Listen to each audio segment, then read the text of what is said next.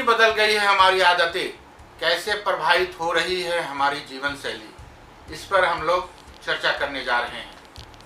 Corona virus के कारण हमारी आदतें और हमारी दिनचर्या काफ़ी हद तक बदल गई है। हमारी जीवन शैली में हो रहे इन बदलावों को हम हर दिन अनुभव भी कर रहे हैं। इतिहास की कई बड़ी आपदाओं के बाद सामाजिक, आर्थिक समझ और जीवन शैली में बदलाव देखे गए हैं। कोरोना संकट के दौर में भी देश दुनिया में सामाजिक जीवन काफ़ी हद तक प्रभावित हो रहा है। हमारे खान पान और तौर तरीके से लेकर हमारी कार्यशैली बदल रही है। आने वाले समय में इन बदलावों का बड़ा असर पड़ने वाला है। हो सकता है कि इस दौरान हमारी बदली आदतें हमारे जीवन का अस्थायी हिस्सा बन जाए।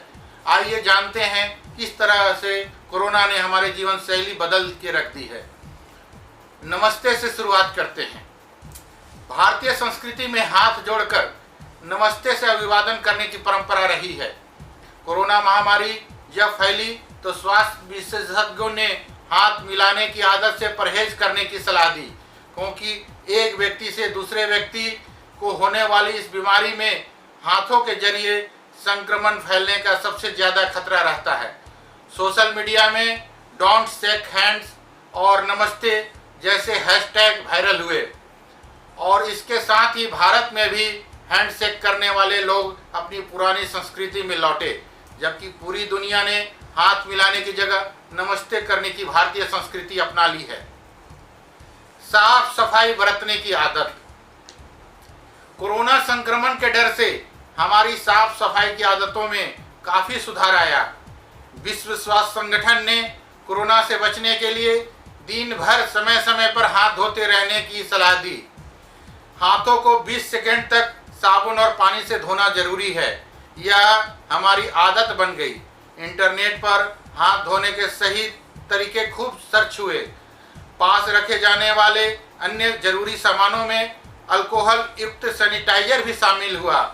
घर के सामानों से लेकर छूने वाले सहतों के सैनिटाइजेशन के प्रति हम जागरूक हुए। वर्क फ्रॉम होम संस्कृति। कोरोना संकट के दौरान एक बड़ा बदलाव ऑफिस कल्चर यानी कार्यशैली संस्कृति में भी हुआ। संक्रमण पर लगाम लगाने के लिए आईटी से लेकर मार्केटिंग सेक्टर ने भी घर से काम करने की सुविधा दी है। लोग ऑफिस जाने की बजाय घर से काम कर रहे हैं। आर्किटेक्ट विशेषज्ञों की माने तो आने वाले समय में हमारे कार्यस्थलों की संरचना भी बदल सकती है। सहकर्मियों के बीच शारीरिक दूरी बढ़ाई जा सकती है। फर्नीचर से लेकर आधारभूत संरचना में भी बदलाव देखा जा सकता है। पहनाव और रहन सहन में बदलाव। कोरोना के कारण देश दुनिया में घोषित लॉकडाउन के दौरान हमारे पहनावे और रहन सहन में बड़ा बदलाव हुआ है।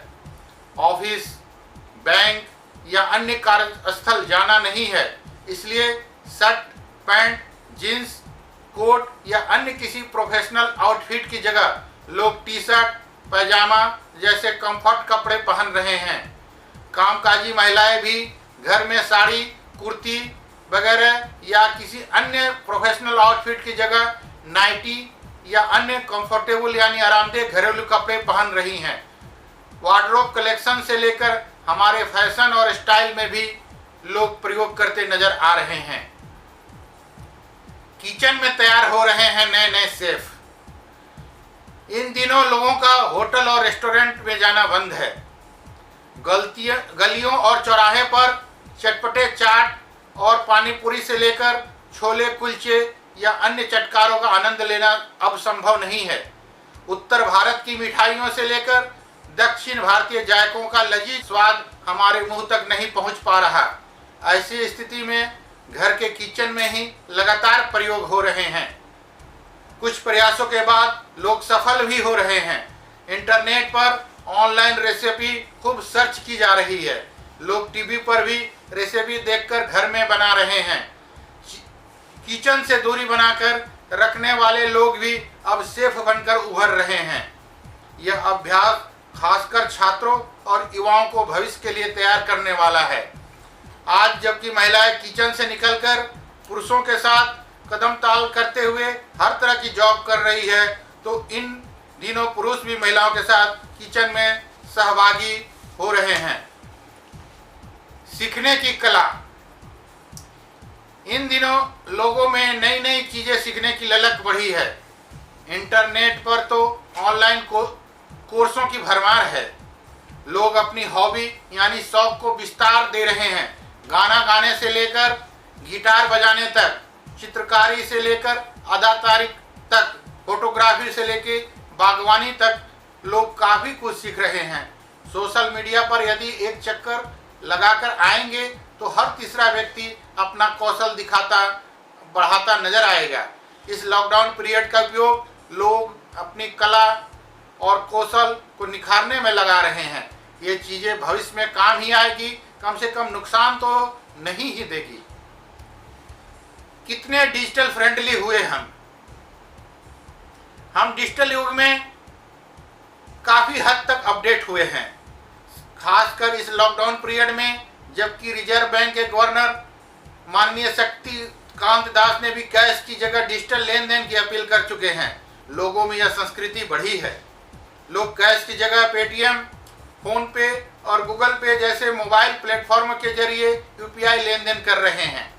शॉपिंग ऑनलाइन हो रही है, बैंकिंग ऑनलाइन, पढ़ाई लिखाई से लेकर ऑफिस के काम तक ऑनलाइन हो रहे हैं और बिल भी ऑनलाइन भरी जा रही है। यहाँ तक कि इंटरनेट पर ऑनलाइन आरती की सर्चिंग भी 70% बढ़ोतरी बताती है कि लोगों द्वारा भगवान के दर्शन और उसकी प्रार्थना करने की तरीका भी ऑनलाइन हो चला है।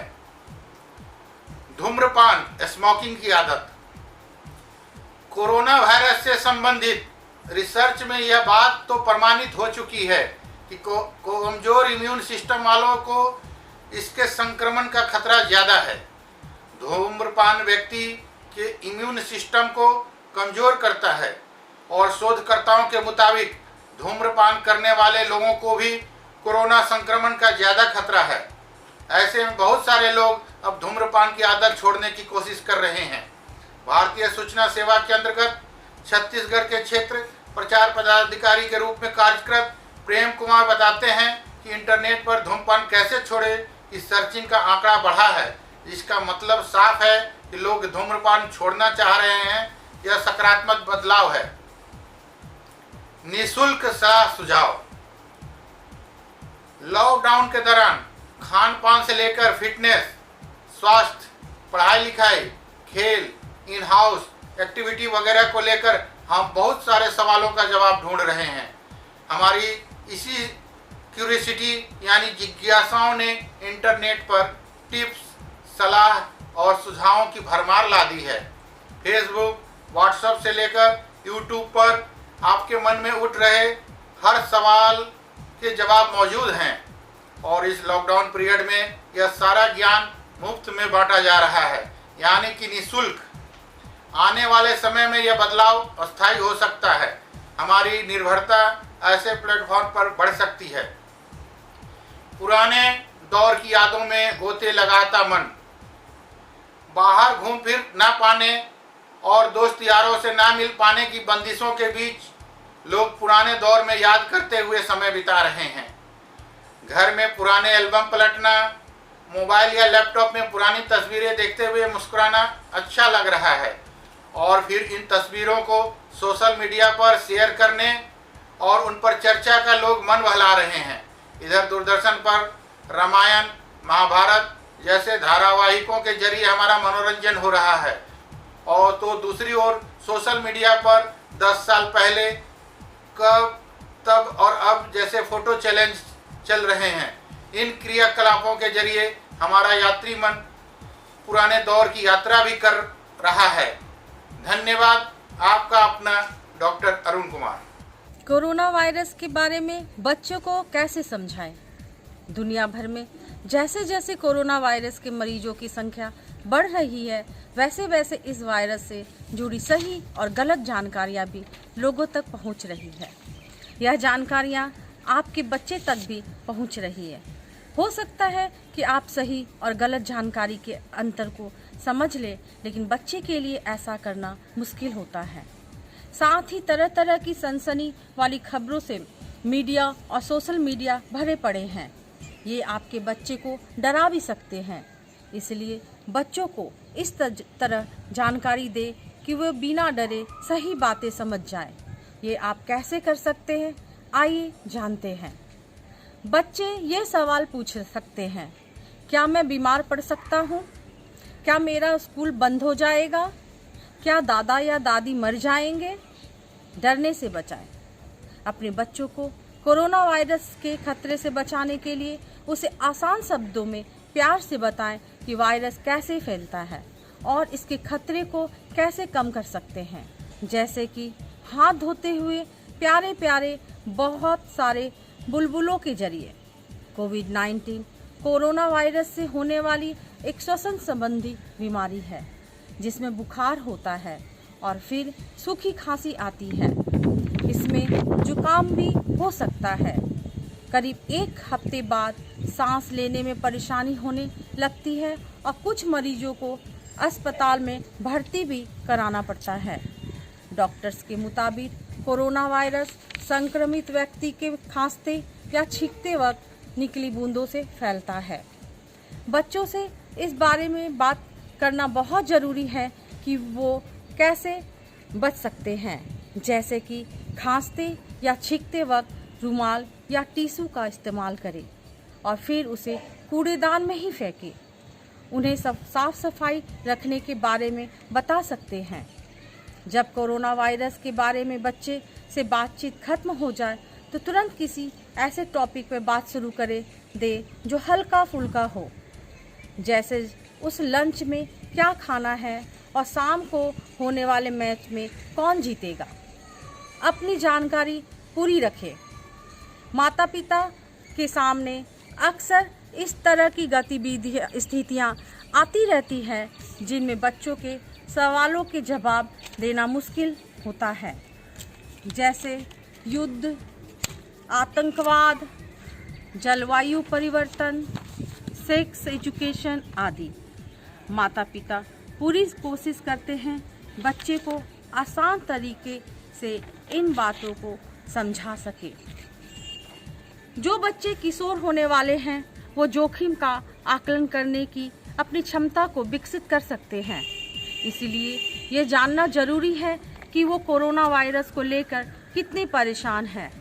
इस बात के लिए स्पष्ट रहे, आपके पास सभी जवाब नहीं हैं, लेकिन जो लोग हमारे लिए फैसले ले रहे हैं उनके पास ज़रूरत के मुताबिक सभी जानकारियां हैं। माता पिता याद रखें कि कोरोना वायरस के बारे में बच्चे से बात करने से पहले जितना हो सके अपनी जानकारी पूरी रखें। सरकार द्वारा जारी की जा रही सलाह पर नज़र रखें। अगर किसी लड़का या लड़की को कोरोना वायरस का संक्रमण हो जाता है तो माता पिता को सलाह दी जाती है कि वो उनके स्वास्थ्य को लेकर किसी भी तरह का जोखिम ना ले। आप बच्चों से कह सकते हैं कि इसमें थोड़ा दर्द महसूस होता है, लेकिन उतना भयानक नहीं है जितना वो इसे समझते हैं। कोरोना वायरस को लेकर सामने आई जानकारियों में ये कहा जा रहा है कि इससे बुजुर्गों और पहले से कोई बीमारी से ग्रस्त लोगों को ज़्यादा खतरा है। ऐसे में बच्चों को अपने दोस्तों और घर के बुजुर्गों को लेकर चिंता हो सकती है। इस पर ईमानदारी से जवाब दें कि आखिरकार सभी को इस दुनिया से जाना है, लेकिन इसकी आशंका तब तक नहीं जब तक हम बहुत बहुत बूढ़े नहीं हो जाते। आसान भाषा का इस्तेमाल। हमें बच्चों से ये सभी बातें मुस्कुराहट और हंसी मजाक के साथ करनी चाहिए, या जितना हो सके बातचीत को हल्का रखना चाहिए। अपने बच्चों को विश्वास दिलाएं कि आप और घर के बुजुर्ग पूरी तरह ठीक है। साथ ही आप खुद को और परिवार को सेहतमंद और सुरक्षित रखने के लिए हर कोशिश करते रहेंगे। बच्चों में किसी भी परेशानी या कठिन हालात से निपटने की क्षमता उम्र बढ़ने के साथ साथ बढ़ती जाती है। इसलिए जिस तरह आप 3 साल के बच्चे से बात करते हैं उस तरह एक किशोर बच्चे नहीं कर सकते। इसलिए बच्चे की उम्र के अनुसार अपनी बातों और टोन में बदलाव करें। हर उम्र के बच्चों के लिए आसान भाषा का इस्तेमाल करें और उसे बहुत से सवाल पूछने दें ताकि उसे महसूस हो कि उसे सुना जा रहा है। अपने बच्चों के लिए सूचना का सबसे अच्छा स्रोत बने और उसे सोशल मीडिया अन्य स्रोतों से मिल रही जानकारी पर ध्यान दें। मैं ललिता कुमारी, धन्यवाद।